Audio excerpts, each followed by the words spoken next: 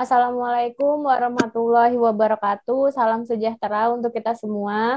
Selamat datang di kelompok kami, Tim Putih dari peserta Latsar CPNS Kementerian Desa Pembangunan Daerah Tertinggal dan Transmigrasi. Di sini kita akan masuk ke agenda 3 pada Latsar CPNS ini mengenai masuk materi tentang manajemen ASN. Sebelumnya, perkenalkan nama saya Ainun Nurma Ramadana. Yang kedua ada Mas Igusti Bagus Arya Putra.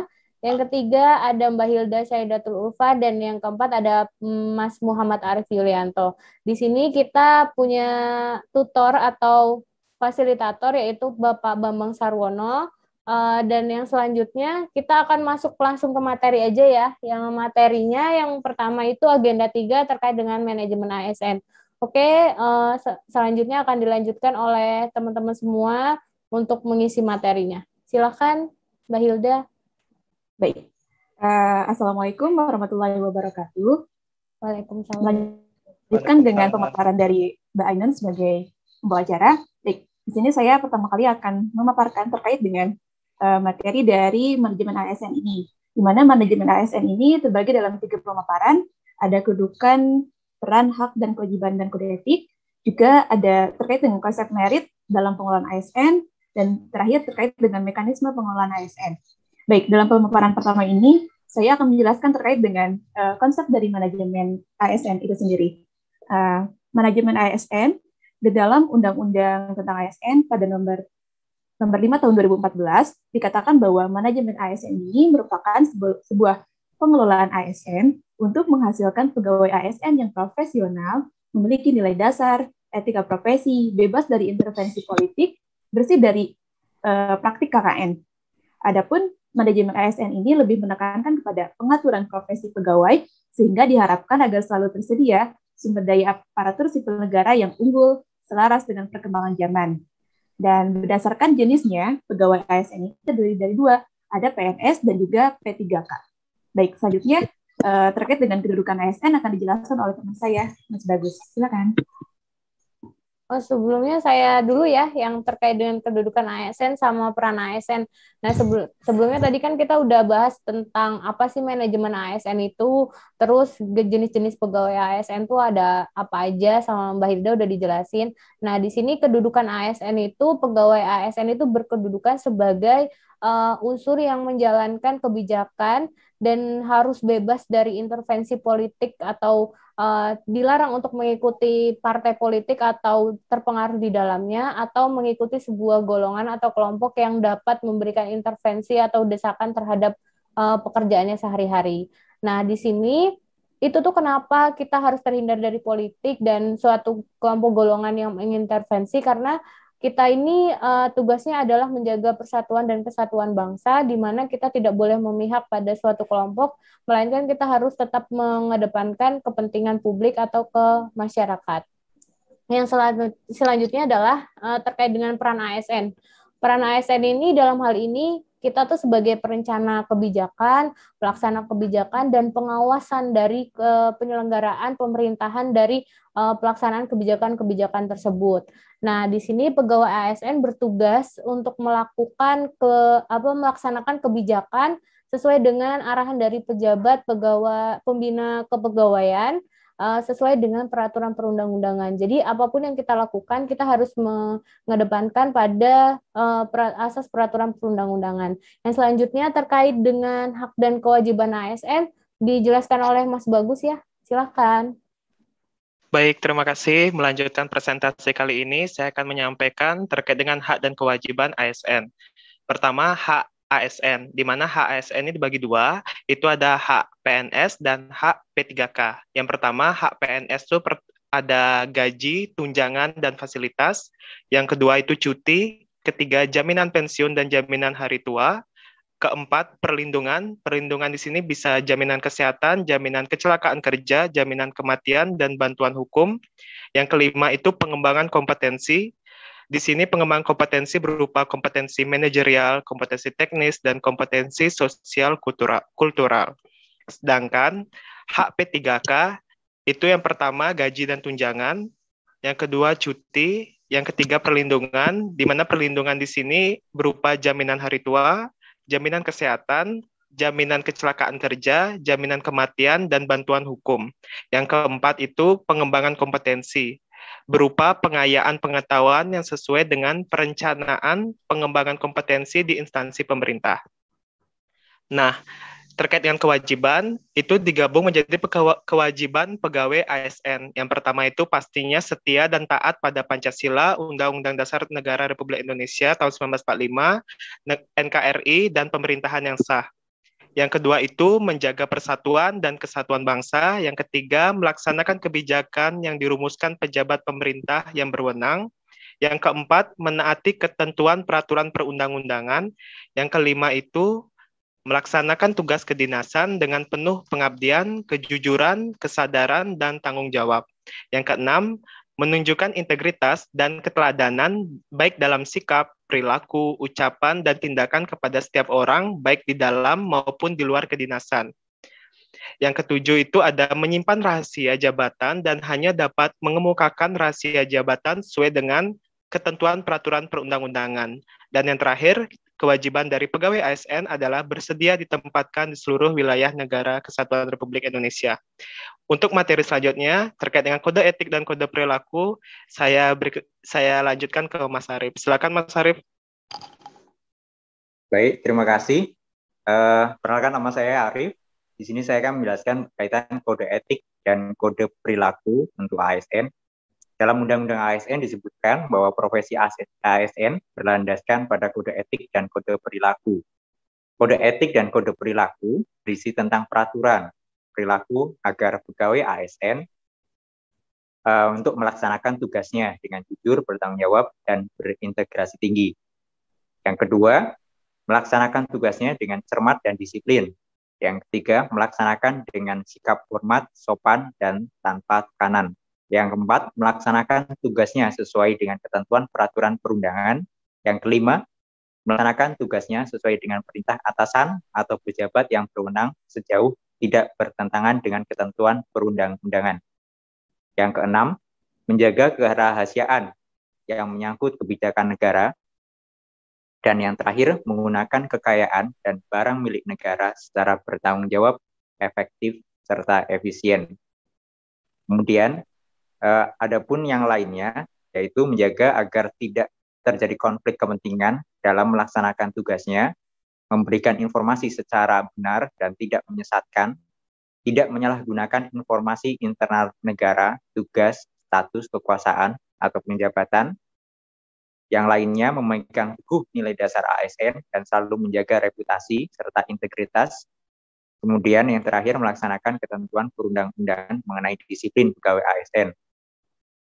Ada kode etik dan kode perilaku yang diatur dalam undang-undang menjadi acuan bagi ASN, entah itu PNS maupun PPK, P3K, mohon maaf, itu dalam penyelenggaraan birokrasi pemerintah. Fungsi kode etik ini sangat penting dalam birokrasi dalam menyelenggarakan semua tugas dan fungsinya.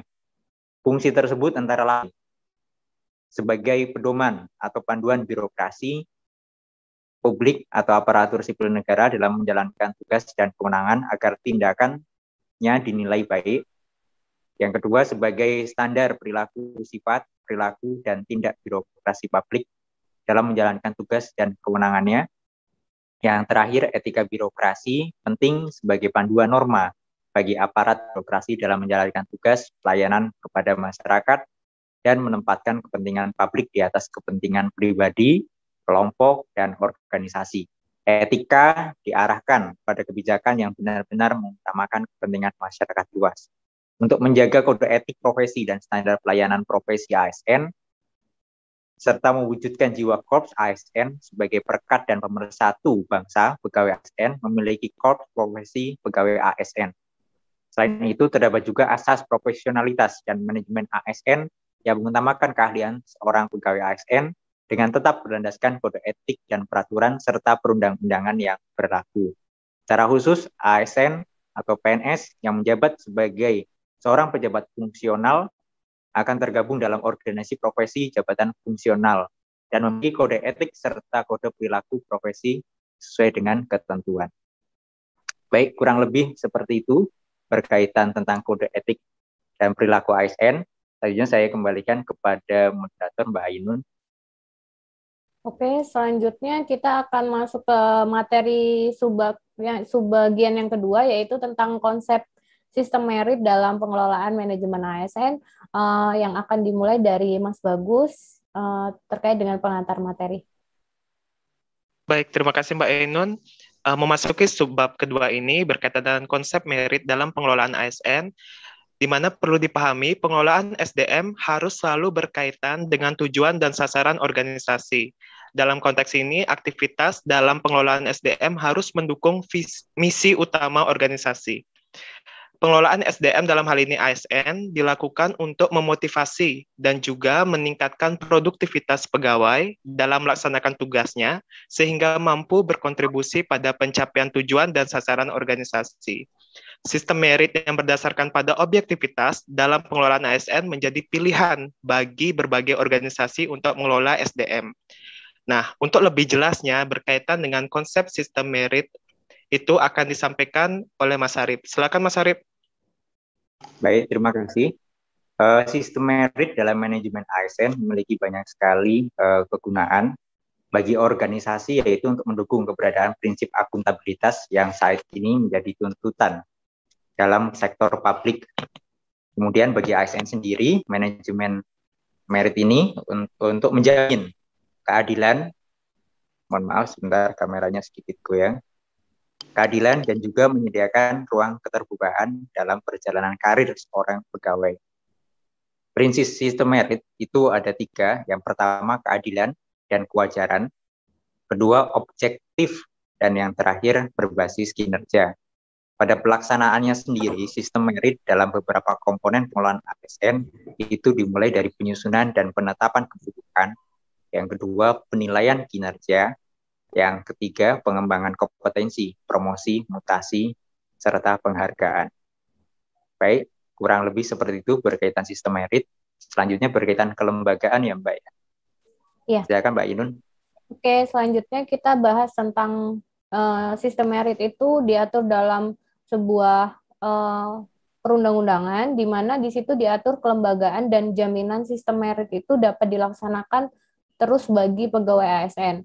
Nah, sistem merit sebagai suatu prinsip utama itu diatur dalam kelembagaannya itu ada 2. Yang pertama adalah Komisi Aparatur Sipil Negara, yaitu yang disingkat sebagai KASN, yang berwenang melakukan MONEF, pelaksanaan kebijakan dan manajemen ASN.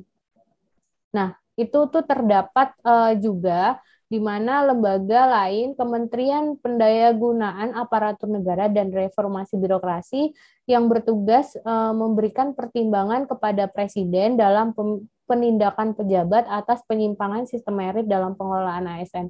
Jadi di dua kelembagaan tersebut memiliki tugas masing-masing. Yang pertama yang KASN melaksanakan, dan yang Kemenpan RB itu memberikan memberikan rekomendasi kepada Presiden ataupun sebagai suatu instansi yang tugasnya sebagai koordinatif bagi pelaksanaan sistem merit ini agar dipastikan dapat terus berjalan sebagaimana telah diatur dalam sistem tersebut. Nah, selanjutnya kita masuk ke bagian tentang mekanisme pengelolaan ASN. Silakan Mbak Hilda. Baik, saya akan melanjutkan terkait dengan pemaparan terakhir, mekanisme pengelolaan ASN.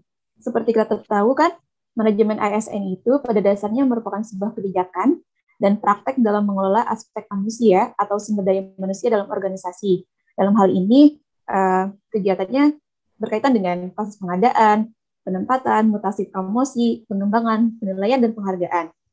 Nah, adapun dalam mekanisme pengelolaan ASN yang umum dilaksanakan, itu terdiri dari manajemen PNS, manajemen P3K, pengelolaan JPT, dan pengelolaan organisasi dan sistem informasi.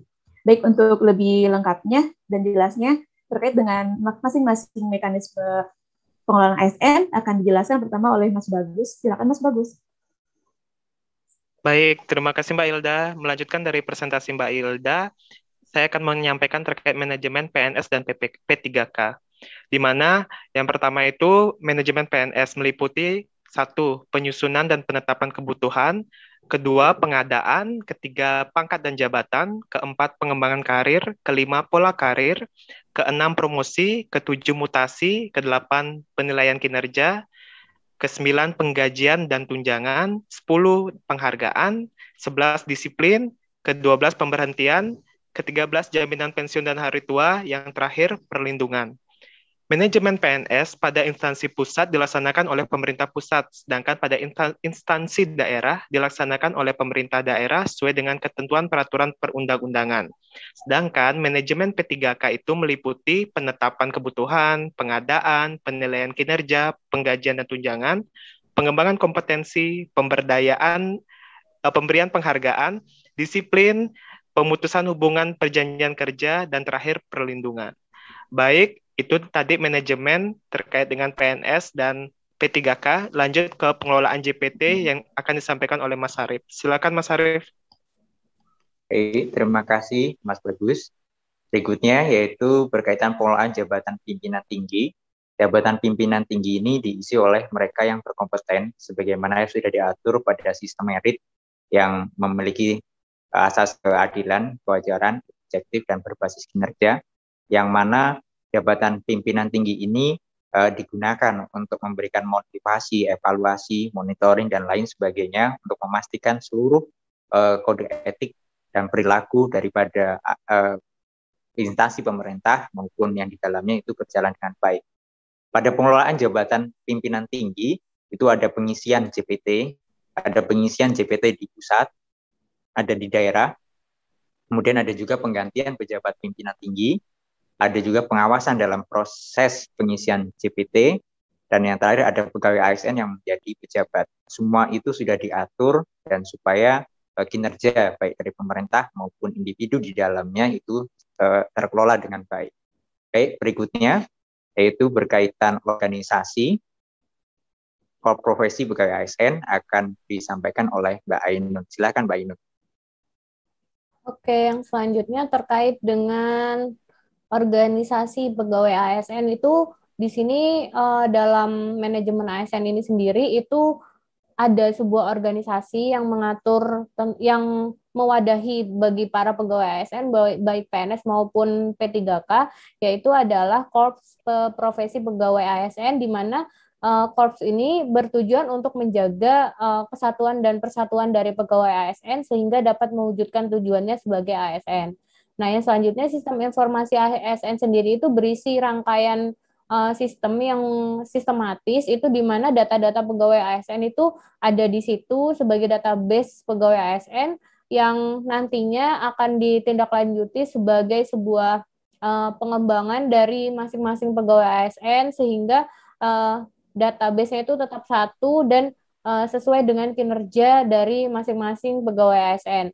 Yang selanjutnya adalah yang terakhir tentang penyelesaian sengketa pegawai ASN itu diselesaikan melalui upaya administratif dan terdiri dari administrasi keberatan dan banding administratif. Nah, ketentuan ini selanjutnya diatur dalam peraturan pemerintah di mana terkait dengan operasional dari penyelesaian sengketa pegawai ASN ini. Nah, baik, terkait dengan manajemen ASN, mungkin materi itu yang dapat kami sampaikan. Kita akan masuk ke closing statement buat teman-teman memberikan statement bagi materi ini terkait dengan manajemen ASN. Yang pertama, Mbak Hilda, silakan. Baik, penutup dari saya berkaitan dengan manajemen ASN ini bahwa penerapan sistem merit dalam manajemen ASN bisa mendukung pencapaian ruang bagi transparansi, akuntabilitas, objektivitas, dan keadilan bagi suatu instansi. Bisa terlihat dari diterapkannya transparansi dan objektivitas dari mulai proses perencanaan dan pelaksanaan seleksi pegawai, juga pasca pegawai dilakukan seleksi, dan dari seleksi ini adanya prinsip integritas dan prinsip objektivitas. Dengan demikian, bahwa dengan instansi tersebut bisa menerapkan sistem merit ini, maka nilai-nilai transparansi, akuntabilitas, objektivitas, dan keadilan ini bisa didapatkan oleh instansi tersebut. Baik. Oke, selanjutnya Mas Bagus. Mas Bagus, silakan. Baik, penutup dari saya, adanya manajemen ASN membentuk pegawai ASN yang profesional, memiliki nilai dasar, etika profesi, bebas dari intervensi politik, bersih dari praktik korupsi, kolusi, dan nepotisme. Sekian penutup dari saya. Bisa dilanjutkan ke Mas Arif penutupnya. Baik, closing statement dari saya. Manajemen aparatur sipil negara sudah mengatur tentang hak dan kewajiban, sudah memastikan ASN itu masa depannya seperti apa dan lain sebagainya.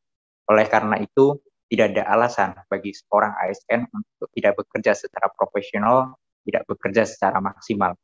Sekali lagi, kami sampaikan, mari ke depan untuk seluruh ASN senantiasa menjaga kredibilitas dan senantiasa menjunjung tinggi NKRI di atas kepentingannya masing-masing.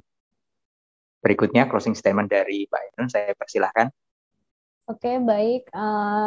Terkait dengan materi manajemen ASN ini, kita sebagai salah satu komponen dari ASN yaitu pegawai negeri sipil yang saat ini kita sedang menjalankan Latsar CPNS agar diangkat menjadi PNS, di mana kita harus bisa atau mampu mengerti bahwa manajemen ASN ini sangat penting bagi kita, di mana kita harus terus berpegang teguh pada peraturan perundang-undangan dalam setiap menjalankan pekerjaan kita sesuai dengan tugas dan fungsi, di mana kita harus bersifat netral, mementingkan kepentingan publik di atas kepentingan pribadi dan golongan, dan kita harus mampu terbebas dari praktek-praktek korupsi, kolusi, dan nepotisme.